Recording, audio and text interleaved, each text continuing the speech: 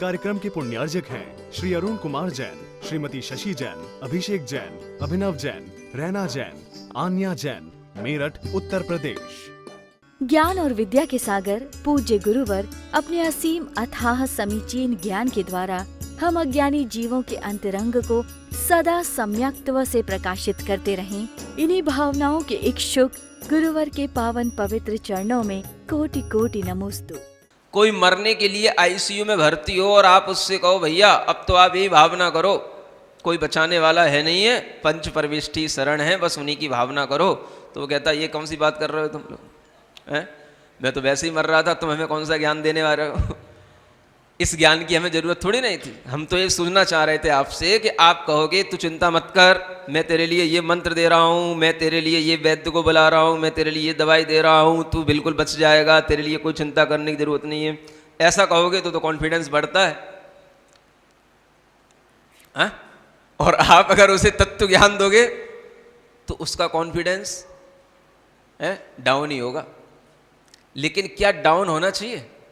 Down उसका होगा जिसकी बुद्धि सही नहीं है, जिसने कभी तत्व ज्ञान अपने अंदर लिया नहीं, जिसने कभी 12 भावनाओं में असरण भावना को कभी भाया नहीं।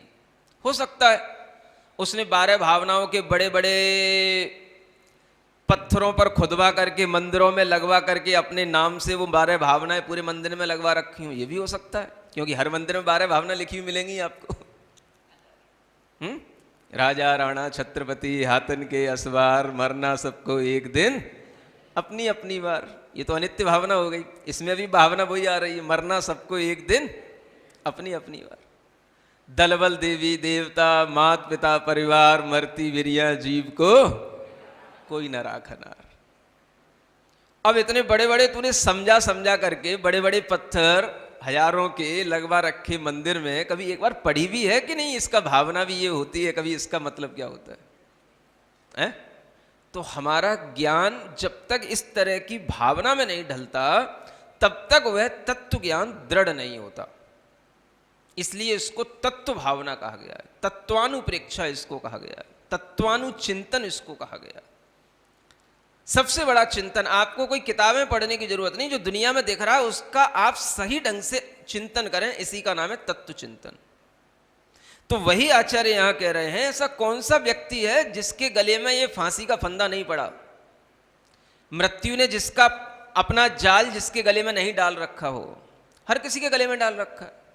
तो जब सबके गले में ये फांसी का फंदा पड़ा हुआ है, मृत्यु का जाल पड़ा हुआ है, तो यहां कोई भी ऐसा नहीं है जो मृत्यु से रहित हो या मृत्यु से रहित रहेगा। फिर जब आहट तुझे मिल रही है तो तुझे डरने की जरूरत क्या है? जो तेरे सामने दिख रहे हैं क्या ये हमेशा तेरे सामने दिखते ही रहेंगे? ये भी तो जाएंगे अपनी अपनी बार, सबकी बार लगेगी, सबकी बाट लगेगी सबकी बारी आएगी, सबका नंबर आएगा। अब ऐसा सोचोगे तो आपके अंदर क्या आएगा? कॉन्फिडेंस बढ़ेगा। मृत्यु से आप अगर डर रहे हो तो मृत्यु से भी आपके अंदर डरने का भाव दूर हो जाएगा, आपके अंदर उसका भी सामना करने की भावना आ जाएगी। सुन रहे हो? तो पहले पहल तो डर लगता है, लेकिन जैसे जैसे हम ये भावना करते हैं वैसे वैसे हमें लगने लगेगा कि बात सत्य है और सत्य को स्वीकार करना चाहिए। सत्य को अगर हम दूर भागेंगे, सत्य से निगलेक्ट करके उसको हम अवॉइड करने की कोशिश करेंगे तो सत्य असत्य नहीं हो जाएगा, सत्य तो सत्य ही रहेगा। तो आज का पढ़ा लिखा व्यक्ति ये कहता है भाई जीने का भाव रखो, जीने की बात करो। बड़े बड़े दार्शनिक आजकल क्या बोलते हैं? हाँ, जीने की बात करो, जब मृत्यु होगी उस समय हो जाएगी। मरने का डर हमारे अंदर पहले से बिठाने की क्या जरूरत है? हमें पहले से मरने की भावना करने की क्या जरूरत है? ऐसे भी दार्शनिक लोग हैं। सुन रहे हो? दार्शनिक का मतलब समझते हो? कितने लोग समझते दार्शनिक का मतलब? मतलब कुछ लोग ऐसे हैं जो अनेक तरह के और भी पढ़े लिखे तत्ववेत्ता दार्शनिक लोग हो गए हैं, उनके ग्रंथ पढ़ते हैं तो उनमें उनकी पुस्तकों में भी ऐसी बातें मिलती हैं। है ना। जैसे दार्शनिकों के नामों में आ जाता है जे कृष्णमूर्ति, ओशो, रजनीश, समझ आ रहा है, ये सब दार्शनिकों की श्रेणी में आते हैं, है ना। और भी बड़े बड़े थोड़े से फिलोसफर हुए, राहुल संस्कृत्यायन, है ना, कभी कभी ये विवेकानंद जी, और ये सब लोग दार्शनिकों की श्रेणी में आ जाते हैं, है ना। तो कुछ दार्शनिक ऐसे हैं जिन्होंने देखा कि आदमी अगर मृत्यु की बात से डरता है तो उन्होंने कहा कि इसको मृत्यु की बात करना ही नहीं, इसके सामने तो उन्होंने कहा कि तुम मृत्यु से मत डरो, मृत्यु की कोई बात ही मत करो, तुम तो बस जीने का आनंद लेते रहो, जियो, बस जियो। तो उन्होंने देखा कि अगर इस आदमी को केवल जीने के भाव में रखेंगे तब तो ये सुन लेता मेरी बात है? दार्शनिक का मतलब कि एक थोड़ा सा जो सामान्य आदमी सोच रहा है उससे अलग सोचना, है ना, उसको थोड़ा सा वो दार्शनिक का पद मिल जाता है।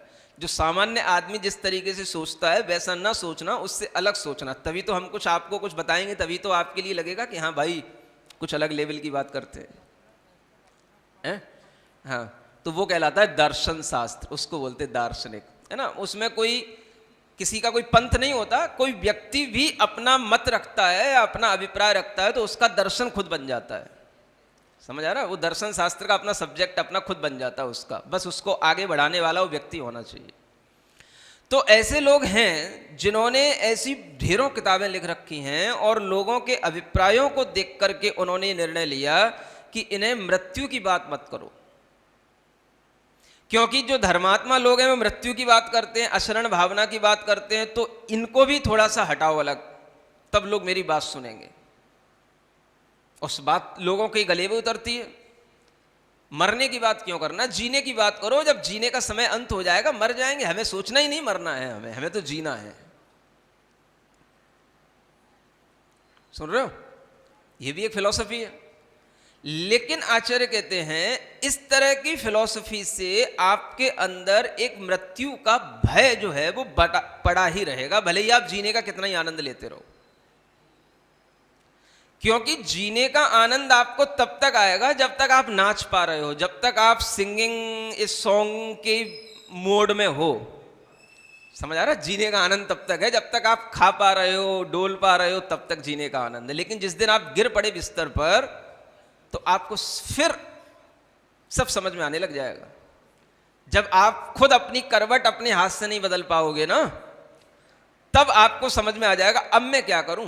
सुना तो बहुत था, जियो जियो जियो, जीने का आनंद लो। अब कहां से जीने का आनंद लूं, अब क्या करूं, अब कैसे नाच लूं और कौन से गाने सुन लूं और क्या खा लूं और क्या मौज उड़ा लूं। बिस्तर पे पड़े पड़े ज़्यादा मौज उड़ाऊंगा तो अभी 2-4 घर के लोग ये सेवा कर रहे हैं, ये भी कहेंगे जब तुम्हें मौज ही उड़ाने में मजा आ रहा है तो मैं क्या तुम्हारी सेवा करूं। ये भी चले जाएंगे। नहीं समझ आ रहा है। घर के लोग भी अगर आज देख रहे हैं डॉक्टर ने मना किया है पकोड़े मत खाओ, रसगुल्ला मत खाओ, अब पिताजी कह रहे हैं भाई जब तक जिंदगी तब तक जीने तो दे, मैंने तो अभी तक फिलोसोफरों से यही पढ़ा है, मरने का डर तू हमें क्यों पैदा कर रहा है, जब होएगा सो देखा जाएगा, मुझे जो इच्छा चाहिए तू लाके दे, मुझे खाने को दे, मुझे लाके दे। अब बच्चा पिता की बात ना माने तो आफत, तू बच्चे ने लाके दे दिया, अब लाके दे दिया तो परेशानी और बढ़ गई।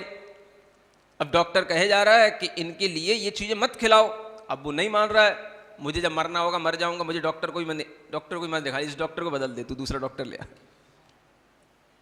ऐसे ऐसे भी लोग हैं। हाँ, ये डॉक्टर ज्यादा कहता है ना ये मत खा वो मत खा, मुझे ऐसे डॉक्टर नहीं चाहिए, तू दूसरे को बुला, मुझे वहां ले चल। हाँ, तो वो अपने मन की करता है फिर उस समय पर।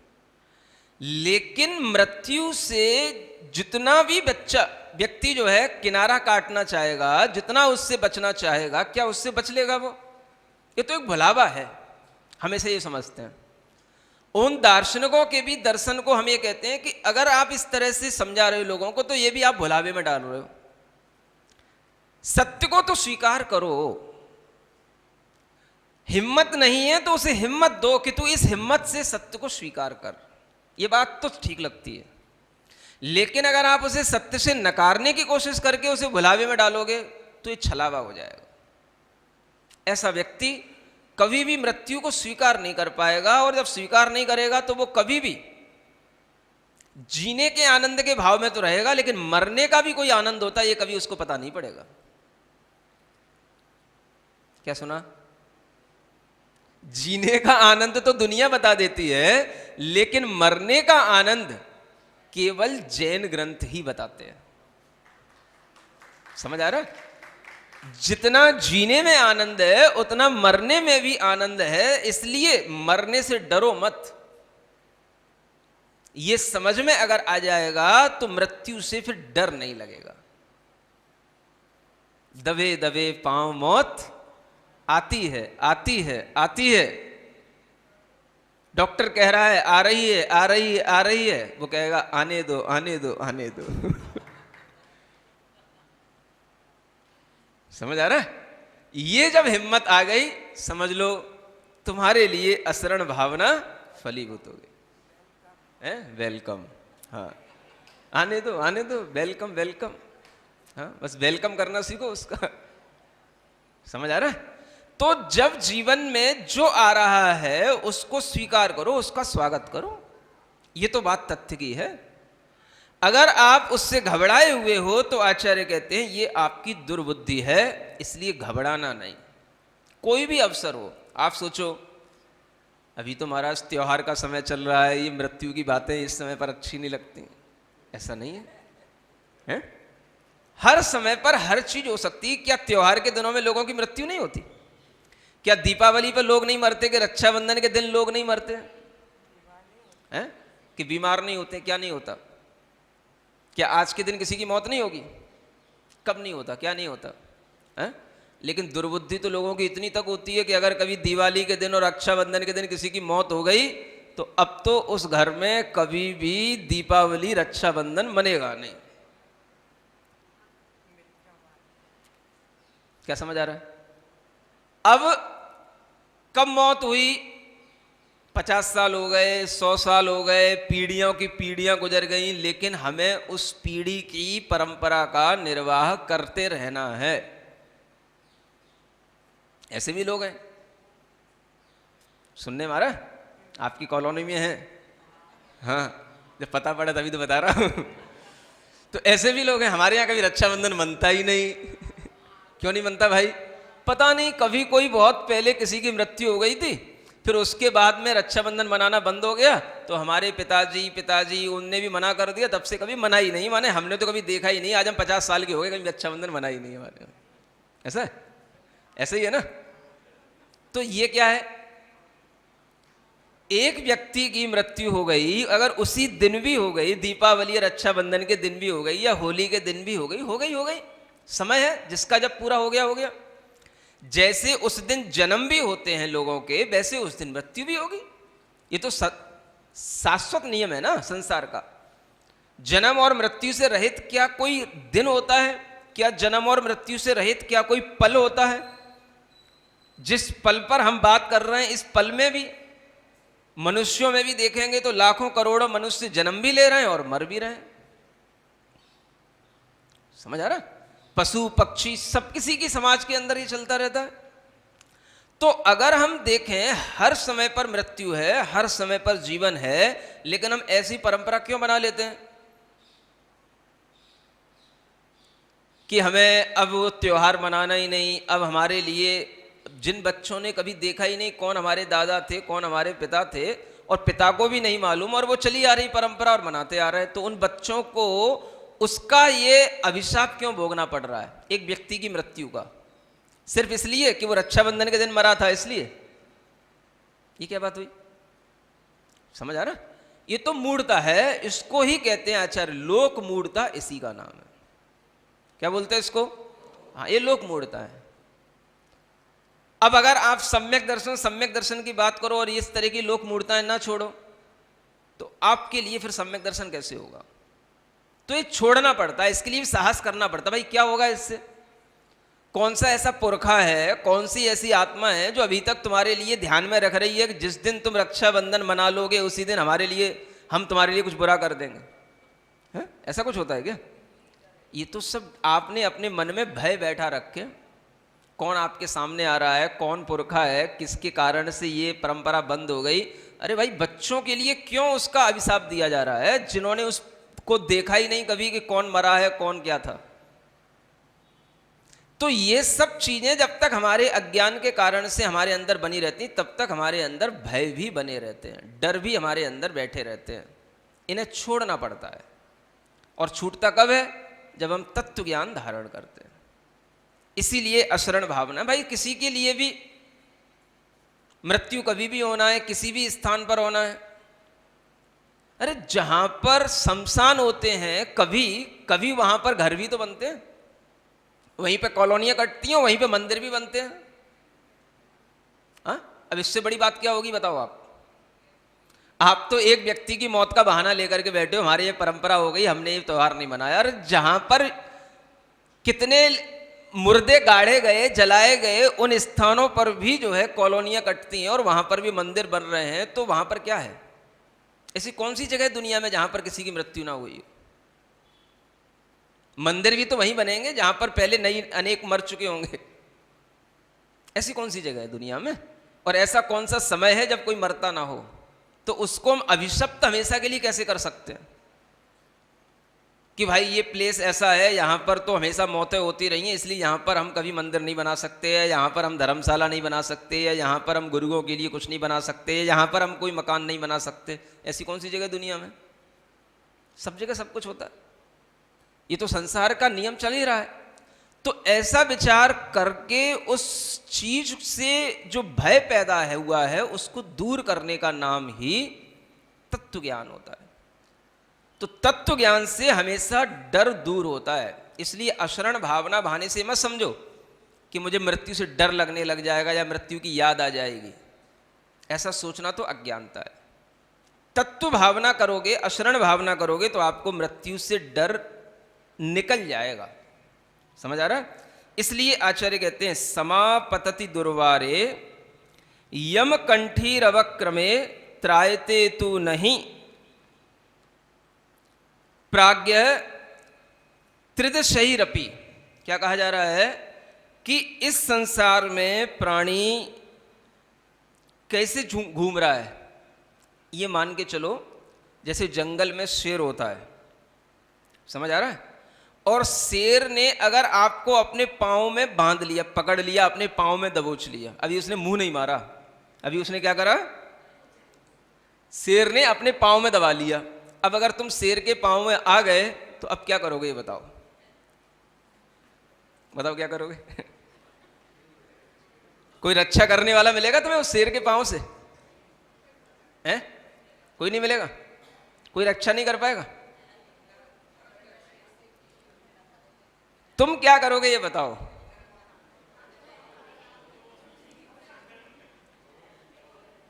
तुम तो ये कहोगे महाराज मुझे क्या करना, जो कुछ करना है उसी को करना है। तुम्हें भी कुछ करना है कि नहीं? तुम्हारा तो होश ही उड़ जाएगा, तुम करने की भावना में रहोगे ही नहीं। समझ आ रहा है? उस समय पर भी जो वो करेगा वो तो करे ही, लेकिन आप क्या कर सकते हो? अगर आपके होश में, समझ आ रहा है, थोड़ा सा भी आपके होश में थोड़ी सा संभालपना रहे, अगर आप अपने होश को संभाल पाओ तो उस समय पर भी आप नमो अरिहंताणम बोल सकते हो। अगर होश होगा रहेगा थोड़ा सा तो। असरण भावना की होगी तो आप तुरंत शांत हो जाओगे, अब मृत्यु से बचाने वाला कोई नहीं है। और अगर ये आपको याद रहा आज का प्रवचन, त्रिदशैरपि माने देव भी आपको उस समय पर मृत्यु से नहीं बचा सकता है, तो आप किसी देव को याद नहीं करोगे, अब आप सोचोगे अरहंत शरणम पव्वज्जामि। क्या समझ आ रहा है? देव तो वो होते हैं जो बुलाने पर आ जाते हैं, और देवाधिदेव वो होते हैं जिनके बुलाने पर हम उनके पास पहुंच जाते हैं। तो समझ आया? फिर से बोलो, देव वो होते हैं जिनको बुलाने पर हमारे पास आ जाएंगे, ऐसी हमारे मन में भ्रांति रहती है। लेकिन देवाधिदेव वो होते हैं जिनको बुलाने पर हम उनके पास पहुंच जाते हैं। समझ आ रहा है? तो देव को नहीं बुलाना है, किसको बुलाना है? देवाधिदेव को बुलाना। हाँ, ये पक्का मान के रखना, वो अपने पास नहीं आएंगे। हम उन्हें इसलिए नहीं बुला रहे हैं कि आप हमें आकर के शेर के पंजे से बचा लो। शेर का पंजा तो बाद में, पहले तो हमारे गले में हाँ अपना मृत्यु का पंजा था, वही कसा हुआ पड़ा है, वही थोड़ा सा टाइट हो गया और कुछ नहीं हो गया, है ना। और वो सबका एक दिन होना है। इसलिए हमें देव बुलाने के लिए नहीं बचाना है, ये देव आ जाए, वो देव आ जाए, इस देव का मंत्र पढ़ो, उस देव का मंत्र पढ़ो, ये नहीं पढ़ना। हमें तो क्या पढ़ना, अरिहंत शरणम पव्वज्जामि। मैं अब अरिहंत की शरण में जा रहा हूं। क्या समझ आ रहा है? मैं कहां जा रहा हूं? मैं किसी को बुला नहीं रहा। अरिहंत का नाम लेने का मतलब ये नहीं कि मैं कह रहा हूं कि अरिहंत हमारे सामने आ जाएं, कि हम अरिहंत नीचे उतर के आ जाएं, कि अरिहंत का हमें दर्शन हो जाए। नहीं, मैं अरिहंत की शरण में जा रहा हूं। बस भगवान अब आपके पास आ रहा हूं, आपके ही पास पहुंचूंगा, कहीं नहीं जाऊंगा, क्योंकि ये नियम है, मरते समय जिसको याद करोगे उसी के पास पहुंच जाओगे। समझ आ रहा है? तो इससे बढ़िया चीज क्या होगी? मरते समय पर बस नमो अरिहंताणम या अरिहंत शरणम पव्वज्जामि। अगर ये मरते समय पर ये होश में बस इतना सा भाव आ गया तो समझ लो आपने मृत्यु को जीत लिया। और कुछ नहीं है मृत्यु को जीतना, बस इतना ही है, होश संभाल के रखो। आहट मिल जाए तो मन मत घबराने दो। आहट तो मिलती है, सडनली भी कभी एक्सीडेंट होता है तो भी समझ में आ ही जाता है क्षण भर में कि अब गए, अब मरे। आहट तो मिल जाती है, लेकिन अरिहंत शरणम पव्वज्जामि ये मुंह से निकल जाए और हो जाए अंत तो कोई बात नहीं है। मन मत घबराने दो। मन घबराएगा तो अब मुझे शेर के पंजे से कौन बचाएगा, अब मुझे गाड़ी की एक्सीडेंट सामने और कौन बचाएगा, अब तो गया, अब तो मरा। मर तो गया, मर जाना तो है ही, लेकिन अब बोल ले तू बस इतना सा, अरिहंत शरणम पव्वज्जामि। मन मत घबराने दे। मन घबरा गया तो उसी में ही ये समय निकल जाएगा। जब तक तो वो शेर, अब शेर के पंजे के बीच में फंसा है तो अब शेर को कितनी देर लगेगी तेरा गर्दन दबोचने में? शेर को कितनी देर लगेगी? वो तो दबोचने वाला ही है। अब उससे तू माफी मांग, नहीं नहीं नहीं नहीं नहीं नहीं, ये तो कोई बच्चा थोड़ी ना वो क्या करेगा? नहीं नहीं नहीं नहीं, नहीं समझ आ रहा। एक वीडियो कभी आपने देखी होगी, एक जू के पास में या कहीं जो है ना, एक व्यक्ति बाउंड्री फांद रहा था या कुछ कर रहा था, तो गिर पड़ा था उसी में, और वो उसी गड्ढे में गिरा, वहीं पास में शेर खड़ा था। समझ आ रहा है? अब वो शेर को देख करके उस, ऐसा कोई बहुत बड़ा गड्ढा नहीं था भीतर, लेकिन उसके हाल इतने बिगड़ गए, उसका होश इतना उड़ गया कि वो वहां से भागने की भी कोशिश नहीं करा और बहुत देर तक वो शेर उसके लिए देखता रहा। समझ आ रहा? अगर आप उस वीडियो में देखेंगे तो बहुत देर तक शेर उसके शेर अपने भाव में नहीं आया। शेर को भी भाव बनाना पड़ता है, एक मानस बनाना पड़ता है, खूंखारता पहले। समझ आ रहा है? जैसे जो है ना तलवार निकाल करके भी चलाने के लिए एक शौर्य पैदा करना पड़ता है अपने अंदर, ऐसे ही शेर को भी भाव बनाना पड़ता है। तो उसको भी थोड़ा सा टाइम लग रहा है, लेकिन वो डर करके वहीं पे पड़ा हुआ है, उसको देख रहा है। समझ आ रहा है? और जब तक उसने भाव बनाया और जब तक उसने उसकी है ना गर्दन दबोचने के लिए सामने आया, तब तक तो वो उठ के भाग सकता था, लेकिन उसके हाथ पैर ढीले पड़ गए। शेर सामने पड़े तो कैसे भागे? समझ आ रहा है? ये बहुत बड़ी बात होती है। मन मत घबराने दे। आहट मिल जाए तो हाँ, मन मत घबराने। ये प्रैक्टिस से आती है चीजें। भावना करो, इसलिए कह रहा हूं, मार नहीं रहा हूं आपको, मरने की भावना नहीं करवा रहा हूं, मरने का डर निकालो। अगर ये डर रहेगा तो कभी भी आप मर सकते हो, मृत्यु आने से पहले भी। और ये डर नहीं होगा तो आपके अंदर ये भाव आएगा, हमें क्या बोलना है? सामने मृत्यु दिखे तो अरहंत शरणम पव्वज्जामि। भगवान अब आपकी शरण में आ रहा हूं। सुरा सुर नरामिंद्र, समझ आ रहा है? ये भी आपके लिए बचाने वाले नहीं है। कितने बड़े बड़े आपने देव सिद्ध कर लिए हो, अरे ये क्या बचाएंगे? आचार्य लिख रहे हैं कि जब इनके लिए भी बदनाती यम वागुरा, ये भी तो उसी यम के जाल से बंधे हुए हैं। ये देव लोग भी उसी यम के जाल से ये भी तो बंधे हुए हैं। देव कोई अमर कहने से अमर थोड़ी ना हो गए, देवों की भी तो मृत्यु होती है, समय उनका भी पूरा होता है। इसलिए यहां कहा गया है कि जीव लोके छड़ार देने बदनाती यम बावरा, कि ऐसा कोई भी इस संसार में नहीं है जो आधे ही क्षण में जिसको यम अपने जाल में न बांध ले या मृत्यु के गाल में न पहुंचा दे। हर समय पर देवों की भी मृत्यु होती रहती है। असंख्यात देव होते हैं, क्या सुन रहे हो? तो सबका नंबर अलग अलग टाइम पर अपनी अपनी बार उनका भी नंबर आता रहता है। किसी का भी परमानेंट कहीं पर भी हिसाब किताब नहीं है दुनिया में। सुन रहे हो? ये भाव जब आएगा आपके अंदर तभी आपको तत्व ज्ञान पैदा होगा और तभी आपके परिणामों में शांति होगी और तभी आपको अरिहंत शरणम पवज्जामि कहने में मन बनेगा। नहीं तो दार्शनिकों को पढ़ते रहोगे तो अरिहंतों को भूलते चले जाओगे, बस दार्शनिकों की किताबें याद रहेंगी, उन्हीं को पढ़ते रह जाओगे। सुन रहे हो?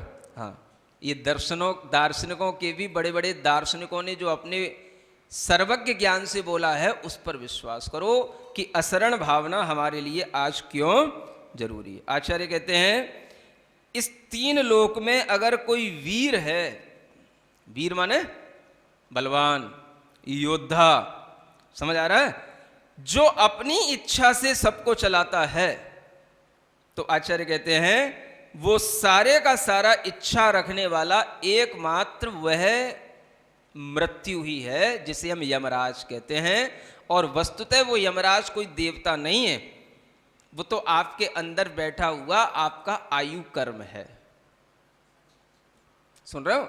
ये भ्रांति निकाल दो। यमराज का चिन्ह होता है शायद काला भैंसा, है ना, भैंसे पे बैठ के आता है वो, उसको बिठा के ले जाएगा आपको उस पे। कभी देखा है उसको ले जाते हुए? ऐसे लोगों ने अपने अंदर भ्रांतियां बना रखी, यमराज लेकर के आएगा, न जाने कितनी तरीके की कहानी किससे ही बना रखे हैं। एक बार आया था ना यमराज, तो हमने उसको भी चकमा दे दिया। कैसे दे दिया? मैंने प्लास्टर ऑफ सर्जरी करवा ली थी।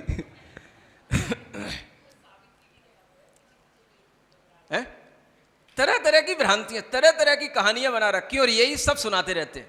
यही स्कूलों में चलती रहती हैं, इन्हीं पे सीरियल चलते रहते हैं, यही दार्शनिक सुनाते रहते हैं और वही सब दिमाग में भरती जाती हैं। हाँ, सब ये लोक मूढ़ता, देव मूढ़ता, ये सब देव मूढ़ता है, उसको देव मानना, यमराज को देव मानना, ये क्या होगी? ये देव मूढ़ता कहलाएगी। तो ये सब मूढ़ताओं में हम जी रहे हैं। समझ आ रहा है? जो सम्यक दर्शन पढ़ते हो ना, त्रिमूढ़ा पौढ़मष्टांगम, तीन मूढ़ताओं से रहित सम्यक दर्शन होता है, तो वो सम्यक दर्शन में ये सब चीजें जरूरी हैं। किसी तरीके की मूढ़ता नहीं होनी चाहिए। यमराज कौन सा देवता है? आज तक किसने देखा? कोई कहानी बन गई तो यमराज को ले जा रहा है, कोई स्त्री उसके पीछे भाग रही है, अपने पति की लिए भीख मांग रही है कि मुझे जो है मेरे पति की रक्षा करो, मुझे सतीत्व का दान दे दो, है ना। और वो जो है यमराज उसके लिए पिघल गया और फिर उसने उसको वापिस कर दिया। ये सब तो पागल बनाने वाली बात है, ऐसा कुछ नहीं होता है। समझ आ रहा? जो जिसको एक बार पकड़ में आ गया, किसके पकड़ में आ गया? आयु कर्म की। समझ आ रहा है? आयु कर्म अगर पूरा होने आ गया तो कोई भी देवता बचाने वाला नहीं होता। अब एक बात सोचो, कभी पढ़े लिखे लोग हो ना आप लोग, वैसे तो बहुत science science science science chill डालते हो, जब ये बेवकूफ़ी की बातें करते हो तो ऐसा लगता है तुम्हें एक थप्पड़ दूं मैं। समझ आ रहा है ना?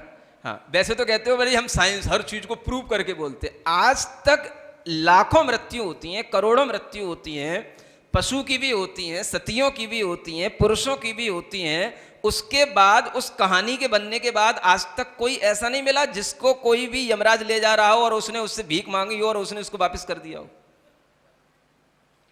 इससे भी तो सोचा जा सकता है कि वो कहानी काल्पनिक है कि सही है। समझ आ रहा है? किसी भी देव की प्रतिष्ठा बनानी होती है तो हमें उसके पीछे कहानी भी जोड़नी होती है। तो हमने उस कहानी को जोड़ करके सबके दिमाग में भर दिया कि यमराज यमराज यमराज। नागराज, नाग पंचमी, नाग पंचमी, ये स्त्रियों के दिमाग में तो वो भरी रहती है नाग पंचमी, वो भी अभी आने वाली है, चातुर्मास में ही आती है वो भी। समझ आ रहा ना? हाँ, जब अपने पति के लिए उस दिन व्रत करेगी। समझ आ रहा है?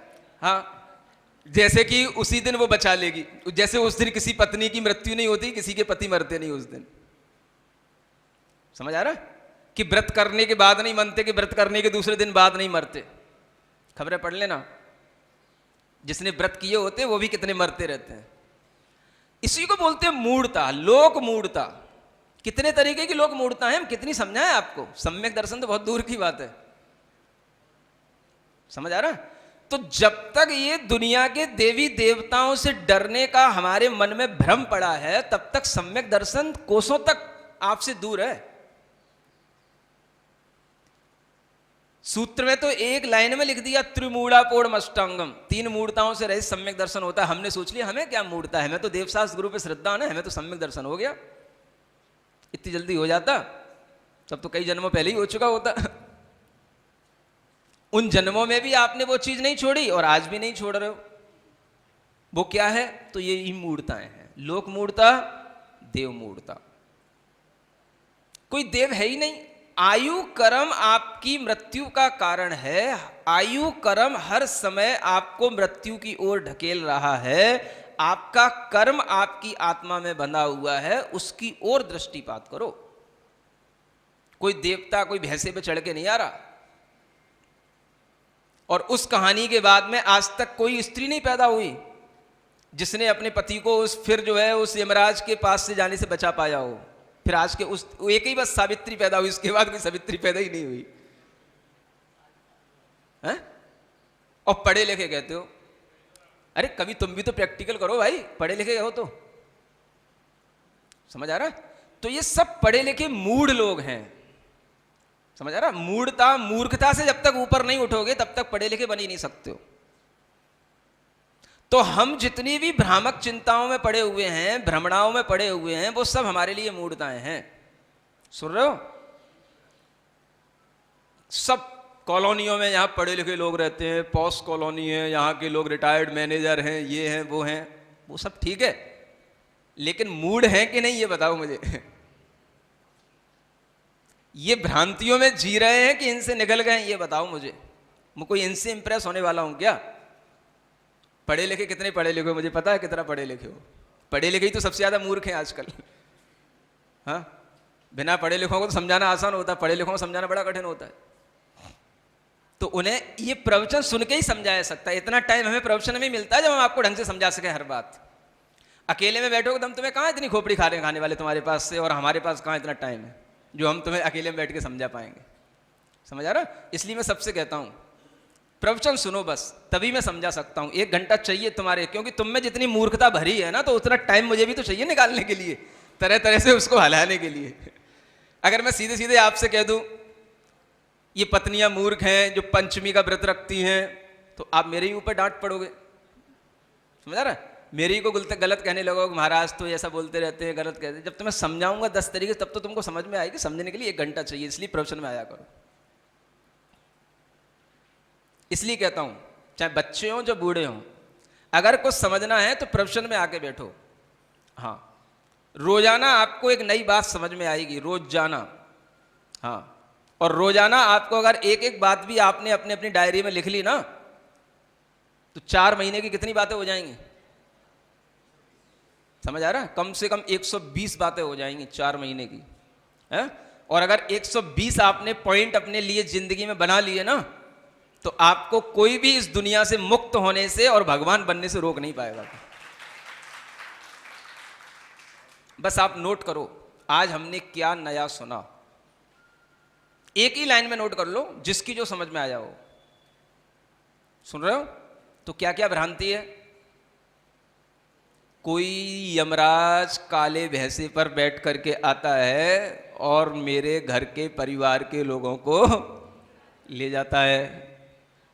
हम उससे भीख मांगे दया की, दे देगा? हैं? नाग पंचमी आएगी, उस पर व्रत करेंगे तो हमारे पति की उम्र 100 वर्ष तक रहेगी। तुम्हारी तो रहेगी कि नहीं? जब तुम्हारी नहीं रहेगी तो तुम्हारी उस पति की उम्र 100 वर्ष हो गई और तुमने अपनी उम्र की चिंता नहीं करी और तुम पहले मर गई, तो पति तो वैसे ही रोएगा, तुम और उसके लिए दुश्मन बन गई।